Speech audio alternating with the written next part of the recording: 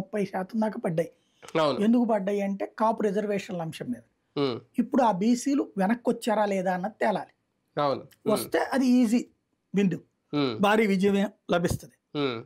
అదే సందర్భంలో కాపు సామాజిక వర్గం క్రిందటిసారి జగన్‌కేశారు. హ్మ్. ఎందుకని? హ్మ్. ఇటు పొత్తు లేకపోవడం, హ్మ్. రెండోది పవన్ కళ్యాణ్ వచ్చేటప్పటికి పరోక్షంగా టీడీపీనే సమర్థిస్తున్నాడు అన్నటువంటి కోపం. హ్మ్. ఆ కోణంలో నుంచి ఇక్కడ జగన్ వైపుకి టర్న్ అయ్యారు వాళ్ళు. హ్మ్. బీజేపీ ఓటర్ కూడా క్రిందటిసారి చంద్రబాబు మీద కోపంతో జగన్‌కేశారు. హ్మ్. ఇప్పుడు ఆ ఓట్లు వెనక్కి తీసుకెళ్లే ప్రయత్నం చేశారు కదా వాళ్ళు. అవును. హ్మ్. ఆ ముగ్గురు కాంబినేషన్‌తో. హ్మ్. కాబట్టి ఆ 3 కలిసినప్పుడు ఆటోమేటిక్‌గా జగన్‌కి మైనస్సే కదా! అంటే ఈ ఎన్నికల్లో మాత్రం కాపు ఓటింగ్ ఎటెళ్తదనేది ఓకే. మనం డిసైడ్ చేయాలి. ఒక పార్టీకే ఉంటదా లేదని. కమ్మ ఓటు బ్యాంక్ అయితే ఖచ్చితంగా కంప్లీట్‌గా కూటమి వైపే ఉంటది ఇటు వెళ్ళదని. కమ్మ, కాపుకి మెజారిటీ బీసీ ఓటింగ్ గనక యాడ్ అయితే ఖచ్చితంగా కూటమికి కలిసొస్తుందనేది వాళ్ళ అంచనా లెక్క. ఆటోమేటిక్ గెలుస్తారు. నో డౌట్ అందులో.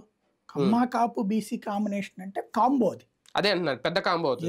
2,00,00,000 మంది బీసీలున్నారు అవును. ఆంధ్రప్రదేశ్‌లో. హ్మ్. అంటే పోనీ మేజర్ ఆ! ఓట్ బ్యాంక్ అంతే. అన్నీ రాదనుకోండి. 35% బీసీలు. హ్మ్. అవును. వాస్తవంగా అది తెలుగుదేశం ఓట్ బ్యాంక్. హ్మ్. దాంట్లో చీలిక వల్ల దెబ్బతిందది. హ్మ్. ఆ ఓట్లు పోలరైజ్ ఎటెళ్తే ఇంకా తెలుగు వైసీపీకి గెలిపెట్టా సాధ్యమవుతది.